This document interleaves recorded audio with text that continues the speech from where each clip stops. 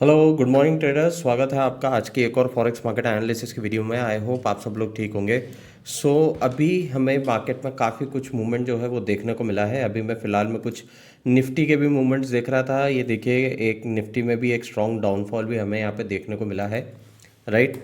तो मैं यही देख रहा था कि इससे जो है इंडियन मार्केट पे क्या इम्पैक्ट पड़ रहा है, इंडियन मार्केट किस तरीके से मूवमेंट दिखा रहा है।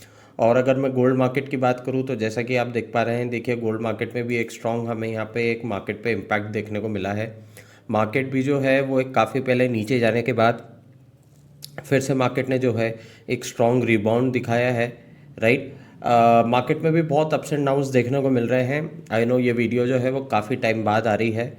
थोड़ा सा मैं बिज़ी चल रहा था, लाइक कुछ चीज़ों को लेके, कुछ मेरे प्रोजेक्ट्स थे। बट अभी फ़िलहाल मैं वापस आ गया हूँ एंड फिर से अभी हम मार्केट के बारे में जो है फिर एक डीपली एनालिसिस करेंगे, राइट। आई होप कि आप लोगों ने काफ़ी कुछ चीज़ें जो हैं अभी फ़िलहाल में काफ़ी अच्छे प्रॉफिट्स जो हैं आप लोगों ने बनाए होंगे, क्योंकि मार्केट का इस तरीके का मूवमेंट चल रहा है।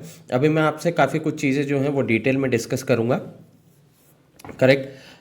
तो चलिए पहले थोड़ा सा जो है हम एक बार गोल्ड का मूवमेंट समझ लेते हैं कि ये मूवमेंट क्या हो रहा है, कैसे हो रहा है, किस वजह से हो रहा है, ठीक है। अभी आप देख रहे हैं, लास्ट टाइम जब मैंने आपको एनालिसिस दिया था तब ये आप लोगों को याद होगा, राइट। अभी मैं फिर से सारी चीज़ें हटा देता हूँ। सब कुछ हम बिल्कुल नए तरीके से करेंगे, नए एक प्रॉपर वे से सारी चीज़ें करेंगे ताकि आपको चीज़ें समझ आए। और जो भी चीज़ें होंगी मैं लाइव यहाँ पे सब आपके सामने कर रहा हूँ, राइट, ताकि आप लोग भी सीखें कि मार्केट को किस तरीके से एनालिसिस किया जाता है, करेक्ट। 414650 का एक स्ट्रॉन्ग हमारे पास जब यहाँ पे रेजिस्टेंस था, मार्केट का हमें ब्रेकआउट देखने को मिला। काफ़ी बार मार्केट ने इस लेवल को रीटेस्ट किया, फिर मार्केट ऊपर गया। मार्केट ने हमें कहाँ तक का इशू किया, देखिए 4265। काफ़ी टाइम बाद हमें 4265 का लेवल देखने को मिला था, क्योंकि जब एक बार मार्केट ने बेयरिश मूवमेंट पकड़ा था उसके बाद मार्केट जो है वो नीचे ही गया, करेक्ट। ये देखिए, जब हमें यहाँ पे अक्टूबर में जब हमें मार्केट एकदम हाई पीक पे देखने को मिला था 4381 पे, फिर यहाँ से हमें मार्केट में एक वापस से नीचे रिवर्सल देखने को मिला, बियरिश ट्रेंड हुआ। फिर उसके बाद यहाँ पे हमें काफ़ी अप्स एंड डाउन्स देखने को मिले। लास्ट टाइम जब हमें यहाँ पे मार्केट में देखने को मिला था 13 नवंबर को, हमें एक मूवमेंट देखने को मिलेगा था जहाँ पे मार्केट 42-45 तक गया था, 42-45 तक गया था। फिर उसके बाद अब फिर से मार्केट ने जो है एक यहाँ पे मूवमेंट दिखाई, यानी कि 13 नवंबर के बाद अगर मैं बात करूँ, मार्केट ने 1 दिसंबर को हमें ये एक वापस से मूवमेंट दिखाया है, राइट। तो यहाँ पे एक वापस से हमें एक बुलिश मूवमेंट देखने को मिला। अब यहाँ पे एक सपोर्ट लेवल था, करेक्ट। यहाँ पे सपोर्ट लेके मार्केट ने यहाँ से काफ़ी बार ऊपर गया और अभी एक यहाँ पे एक बुलिश मोमेंटम देखने को मिल रहा है, राइट। अब हम देखते हैं कि क्या किस तरीके से जो है, कहाँ पर हमारा सप्लाई जोन बन रहा है, कहाँ डिमांड जोन बन रहा है, कहाँ पे रेजिस्टेंस है, कहाँ पे सपोर्ट जोन है, क्या मार्केट का ट्रेंड चल रहा है, वो सब चीज़ें हम डिटेल में डिस्कस करेंगे। चलिए शुरू करते हैं। देखिए, एक चीज़ आप समझिए, ये देखिए, ये वाला लेवल इम्पॉर्टेंट है। ये वाला लेवल क्यों इम्पॉर्टेंट है वो एक चीज़ हमें यहाँ पे समझना ज़रूरी है। ये देखिए, ये जो मैं सर्कल के अंदर का ये जो मूवमेंट आपको बता रहा हूँ, ये वाला मूवमेंट देखिए आप, ये वाला मैं थोड़ा जूम कर देता हूँ। ये देखिए, अब एक चीज़ देखिए आप, जब मार्केट ने यहाँ से ऊपर गया, ये देखिए 4150 का 45 का यहाँ पर एक हमारे पास जोन था, यहाँ से ऊपर गया मार्केट। यहाँ पे देखिए मार्केट ने कितनी बार जो है इस लेवल को रिटेस्ट किया है। ये लेवल कौन सा है ये भी मैं आपको बता देता हूँ। ये लेवल है आपका 4189 या 90 का लेवल है, राइट। फिर हमें यहाँ पे ब्रेकआउट देखने को मिला, मार्केट ऊपर गया और वापस से आने के बाद देखो मार्केट ने इस पर्टिकुलर लेवल को कितनी बार रीटेस्ट किया है, करेक्ट। काफ़ी बार जो है वो मार्केट ने इस पर्टिकुलर लेवल को रीटेस्ट किया है और रीटेस्ट करने के बाद मार्केट फिर से वापस ऊपर गया है, राइट। तो ये एक इम्पॉर्टेंट पॉइंट है। यहाँ पे भी हमने मार्केट को वापस से एक बार रिबाउंड होते हुए देखा है, राइट, ये वाले रीजन पे। अभी मार्केट जो है वो 4208 पे चल रहा है। अभी मैं टेक्निकल्स की बात कर रहा हूँ, फिर मैं आपको फंडामेंट और सेंटिमेंट्स की बात करूँगा और ये भी देखेंगे कि क्या अभी मार्केट में किस तरीके की न्यूज़ है और कैसे मार्केट जो है वो अपना मोमेंटम दिखा रहा है, राइट। तो ये इस तरीके का मूवमेंट हमें यहाँ पे देखने को मिला है। 4208 अभी करंट मार्केट चल रहा है। देखो अब अगर मार्केट यहाँ से जाता है, ऑब्वियसली मार्केट एक बार ये वाले लेवल को जो है वो ज़रूर रीटेस्ट कर सकता है। ये वाला जो रीजन है ये एक इम्पॉर्टेंट रीजन है ट्रेडिंग पर्पस के लिए, ये वाला, राइट। ये एक इम्पॉर्टेंट पॉइंट है यहाँ पे ट्रेडिंग पर्पस के लिए। मार्केट जो है इस पर्टिकुलर रीजन को रीटेस्ट करेगा। यहाँ से हम वापस से मार्केट में एक स्ट्रॉन्ग रिबाउंड ऊपर की तरफ देख सकते हैं। अगर मार्केट यहाँ तक आता है 4190 तक, तो यहाँ से हम एक स्ट्रॉन्ग रिवर्सल जो है वो यहाँ पे हमें मार्केट का देखने को मिलेगा और मार्केट यहाँ से वापस से ऊपर जाके 42, 56, 55 का जो लेवल है और उसके बाद फिर वो 4300 का लेवल और फिर उसके बाद और ऊपर हम यहाँ पे मार्केट को देख सकते हैं। बट अगर मार्केट ने इस पर्टिकुलर रीजन को अगर ब्रेक कर दिया तो ऑब्वियसली पहले मार्केट जो है वो 4150 के लेवल को रीटेस्ट करेगा और उसके बाद मार्केट जो है वो 4150 के बाद जो है वो मार्केट 4120 भी जा सकता है। 4120 के बाद आपको यहाँ पे 4100 का लेवल जो है वो भी मार्केट यहाँ पे रीटेस्ट होता हुआ दिख सकता है, राइट। अब देखो ऐसा क्या हो रहा है, अभी हम देख रहे थे कि गोल्ड जो है वो नीचे जा रहा था, राइट, डॉलर ऊपर जा रहा था। हमने डॉलर को वापस से 100 होता हुआ देखा है, राइट। ये देखिए डॉलर, ये देखिए हमें यहाँ पे डॉलर मार्केट जो है वो एक अच्छा खासा वापस से हमें एक मोमेंटम देखने को मिला था और ये 100.36 तक जो है यहाँ पर गया था मार्केट और यहाँ से फिर से देखो मार्केट एकदम से जो है वो नीचे गिरा है। ऑलमोस्ट 100 पॉइंट का आपको यहाँ पे देखने को मिला है। 100 से सीधा 99 आ गया है, राइट। 99 ऑलमोस्ट 100 पॉइंट नीचे गिरा है। काफ़ी बड़ा मूवमेंट है डॉलर मार्केट के लिए भी। अब ऐसा क्यों हो रहा है ये देखिए, थोड़ा सा समझिए। ग्लोबल लेवल की बात करूं तो देखिए ग्लोबल लेवल पे अभी मार्केट का जो सिचुएशंस है ना वो बहुत ही टिपिकल चल रहा है। टिपिकल का मतलब कैसा है, देखिए एक चीज़ को आप समझिए। अभी अगर आप रिसेंट में अगर आप कुछ डेटास की बात करें, खैर मैं डेटास पे बाद में आऊँगा जब हम फंडामेंटल्स डिस्कस करेंगे। देखिए मेनली अभी क्या हो रहा है ना कि अगर मैं फेड की बात करूँ, अभी देखिए रिसेंट में आपको मालूम है दिसंबर में एक रेट कट होने के और चांसेस हैं।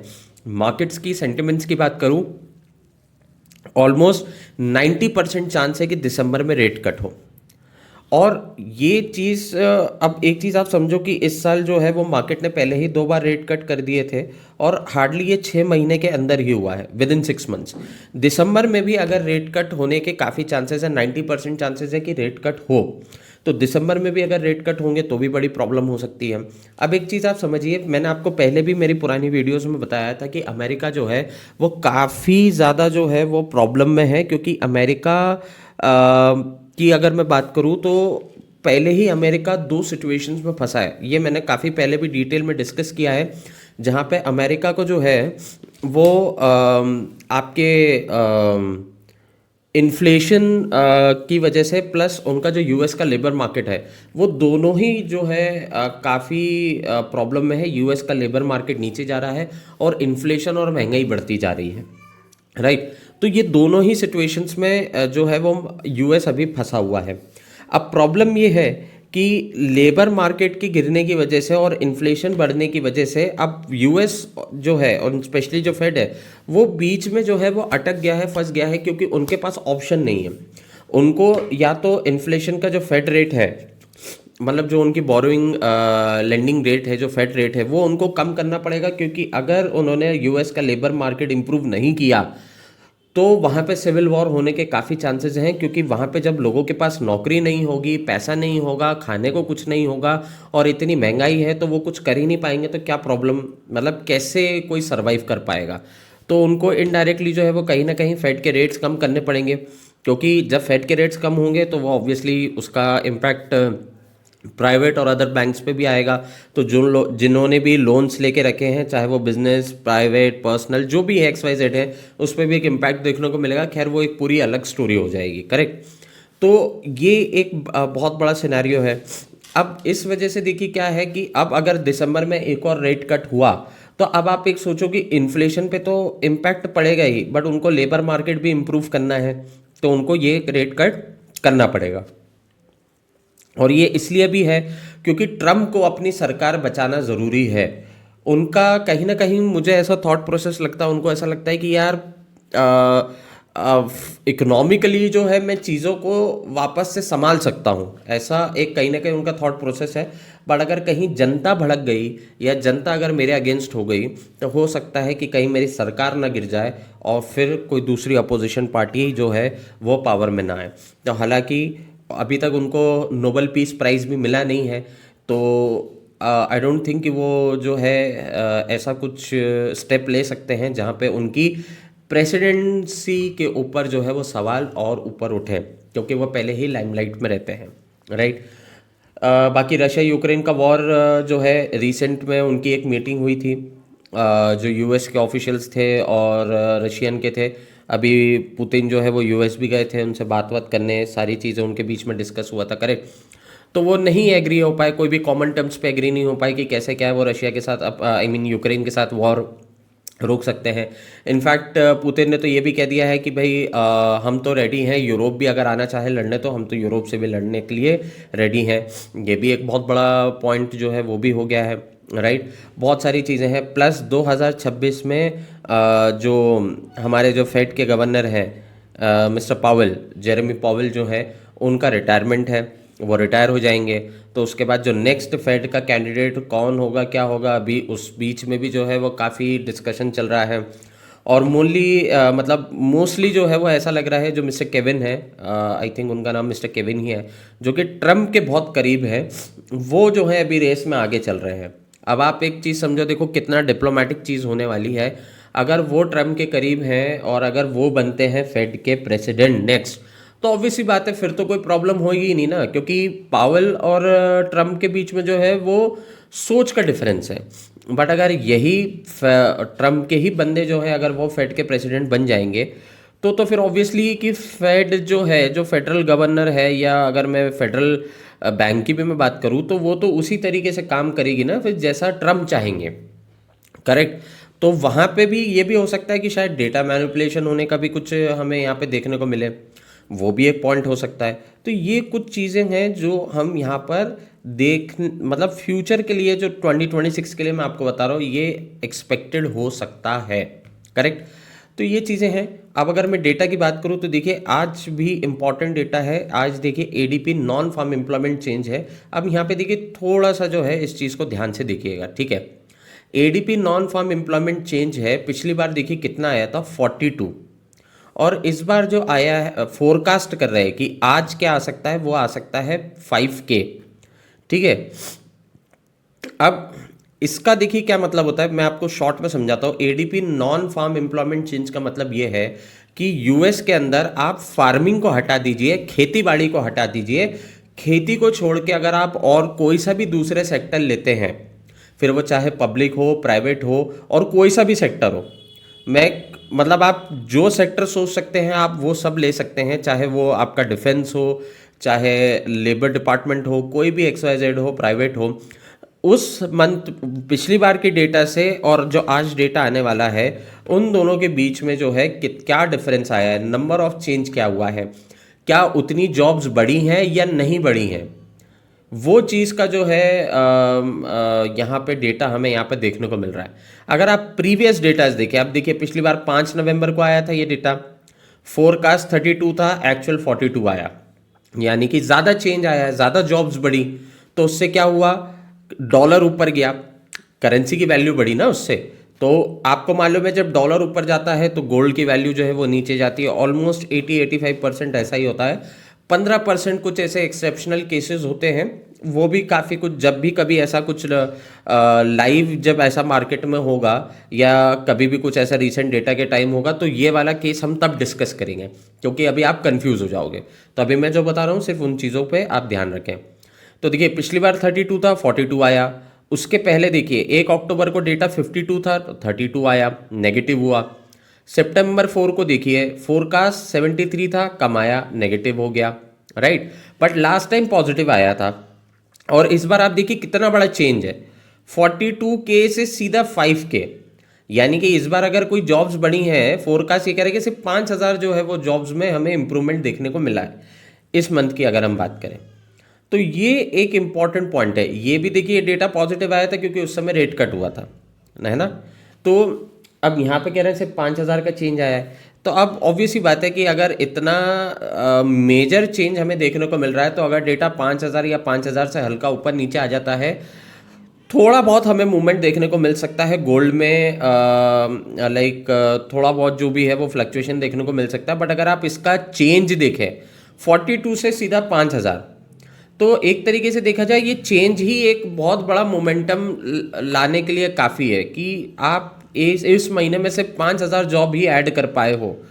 तो ये कुछ जो है ये थोड़ा सा मेरा कहने का मतलब ये है कि थोड़ा सा जो है हमें यहाँ पे संभल के ट्रेड लेना पड़ेगा। शाम को 6:45 ये ट्रेड आएगा। मेरा आपको सजेशन ये रहेगा कि जब ये डेटा आए तो आप लोग जो है वो अपनी पोजीशंस को या तो पहले स्क्वायर ऑफ कर दीजिएगा, और अगर आप पहले से ही पोजीशन लगा के बैठे हैं और अगर आप चाहते हैं कि नहीं मैं डेटा के आने के बाद के मोमेंटम का वो ले सकूं, तो मैं तो यही बोलूँगा बहुत केयरफुली जो है वो ट्रेड लीजिएगा एंड उसी के अकॉर्डिंग आप अपना रिस्क रिवॉर्ड रेशो मेंटेन रखिएगा, क्योंकि मूवमेंट आपको दोनों तरफ में देखने को मिल सकता है। करेक्ट। और ISM सर्विसेज PMI है, ये भी एक इम्पॉर्टेंट डेटा है, राइट। ये बेसिकली मैंने पहले भी आपको समझाया था, परचेसिंग मैन्युफैक्चरिंग इंडेक्स ये एक डेटा होता है, और इसमें बेसिकली यही देखा जाता है कि मैन्युफैक्चरिंग इंडस्ट्री में जो है वो क्या चेंजेस आए हैं, राइट। अब पिछली बार देखिए 52.4 आया था, अभी 52 है। लेट्स सी कि आज क्या देखने को मिलता है। 0.4 का चेंज है, यानी कि कम ही है। तो अगर हम इसके अकॉर्डिंग चले तो एक्सपेक्टेड हो सकता है कि शायद हमें जो है वो गोल्ड में एक वापस से एक बुलिश मूवमेंट देखने को मिले, और जैसा कि मैंने आपको अभी टेक्निकली बताया था, हो सकता है कि मार्केट यहाँ पे लेवल रीटेस्ट करके यहाँ से वापस से रिबाउंड लेके मार्केट ऊपर चला जाए। तो ये एक इम्पॉर्टेंट पॉइंट है, राइट। या फिर हम एक वापस से यहाँ पे भी रिबाउंड देख सकते हैं, बट मुझे ऐसा लग रहा है कि यहाँ से मार्केट वापस ऊपर जाएगा, राइट। तो ये एक इम्पॉर्टेंट पॉइंट है जो हमें समझना है। तो हमने फंडामेंटल्स जो है वो भी डिस्कस कर लिए। अच्छा, एक देखिए क्रूड ऑयल इन्वेंट्रीज का डेटा है, ये भी एक बार हम देख लेते हैं। देखिए, change in the number of barrels of crude oil held in inventory by commercial firms during the past week. ठीक है। अब देखिए क्रूड ऑयल इन्वेंट्रीज, हालांकि मैं पहले भी बता चुका हूं कि इस डेटा को किस तरीके से देखना होता है, मैं फिर से एक्सप्लेन कर रहा हूं जिन लोगों ने नहीं देखा होगा। एक चीज़ आप देखिए, क्रूड ऑयल इन्वेंट्रीज का डेटा है। अब आप समझिए इन्वेंट्रीज का क्या मतलब होता है। इन्वेंट्रीज का मतलब ये होता है कि भाई हमारे पास स्टॉक में कितना रखा है। करेक्ट। अब आप एक चीज़ समझिए कि इस बार जो डेटा है, देखिए लास्ट टाइम देखिए 3.4 था बट 1.3 आया, मतलब 1.3 फोरकास्ट किया था, आया था 2.8। ठीक है, नेगेटिव आया। अब यहाँ पे देखिए फोरकास्ट जो था यहाँ पे नेगेटिव, आई मीन 1.9 था पर पॉजिटिव आया। अब एक चीज़ आप समझो, थोड़ा सा यहाँ पे ध्यान से दे। अब अगर इन्वेंट्रीज का मतलब क्या है कि मेरे पास स्टॉक में आइटम कितना रखा हुआ है। करेक्ट। अब जितना ज़्यादा अगर मेरे पास स्टॉक रहेगा, करेक्ट, जितना ज़्यादा मेरे पास अगर स्टॉक रहेगा तो उससे क्या होगा, क्रूड ऑयल की प्राइस बढ़ेगी।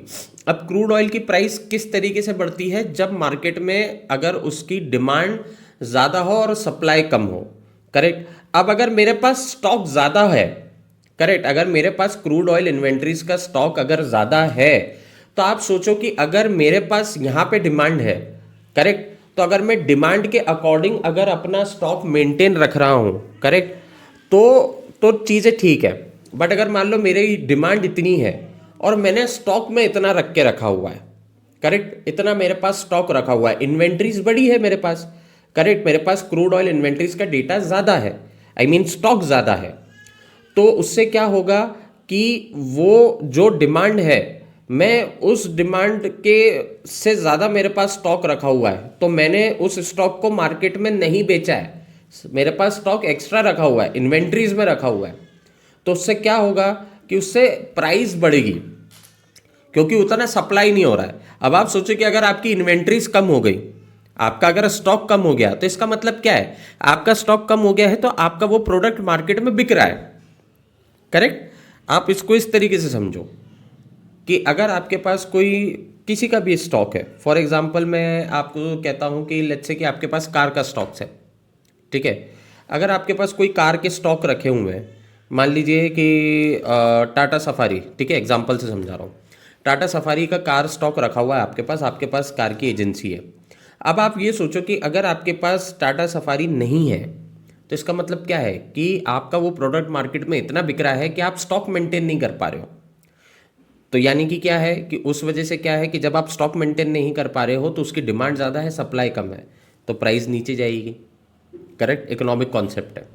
बट अगर उसकी डिमांड जो है वो ज़्यादा है और मतलब आपके पास स्टॉक रखा हुआ है और डिमांड है, आपके पास सप्लाई के लिए स्टॉक बहुत ज़्यादा रखा हुआ है बट वो नहीं बिक पा रहा है, आपके पास 1 महीने से जो है वो टाटा सफारीज खड़ी हुई हैं आपके पास स्टॉक में, वो बिक ही नहीं रही हैं, 15 की 15 स्टॉक रखे हुए हैं, तो ऑब्वियसली क्या हो रहा है, उस वजह से प्राइजेस बढ़ रही हैं क्योंकि आप वो मार्केट में दे ही नहीं रहे हो। डिमांड तो है उसकी बट आप वो उतना सप्लाई नहीं कर रहे हो, तो जब उस चीज़ की सप्लाई नहीं मिल रही है तो उस वजह से क्या हो रहा है, उसकी डिमांड बढ़ती जा रही है तो उसकी वैल्यू बढ़ती जा रही है और उसकी प्राइजेस बढ़ती जा रही है, पर आप उतना दे नहीं रहे हो, सप्लाई नहीं कर रहे हो, रख के रखा है आपने। तो ये होता है। इसीलिए जब क्रूड ऑयल इन्वेंट्रीज का डेटा पॉजिटिव आता है तो मार्केट ऊपर जाता है और नेगेटिव जाता है तो क्रूड ऑयल इन्वेंट्रीज नीचे जाती है। ठीक है, आई होप आपको क्लियर हो रहा होगा ये चीज़ें। तो अभी ये फंडा जो है फिलहाल में ये चल रहा है मार्केट में।